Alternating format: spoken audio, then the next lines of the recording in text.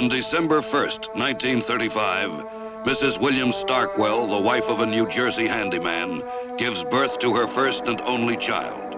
It is a boy, and they name it Virgil. He is an exceptionally cute baby with a sweet disposition. Before he is 25 years old, he will be wanted by police in 6 states for assault, armed robbery, and illegal possession of a wart.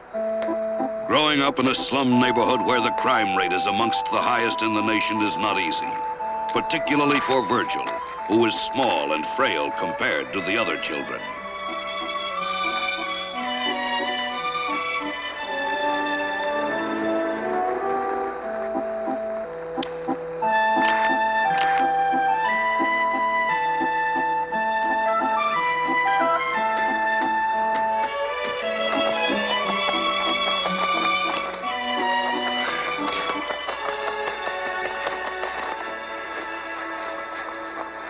Virgil Starkwell attends this school, where he scores well on an IQ test, although his behavior disturbs the teachers. We interviewed Mrs. Dorothy Lowry, a school teacher who remembered Virgil. I remember one time he stole a fountain pen. I didn't want to embarrass him.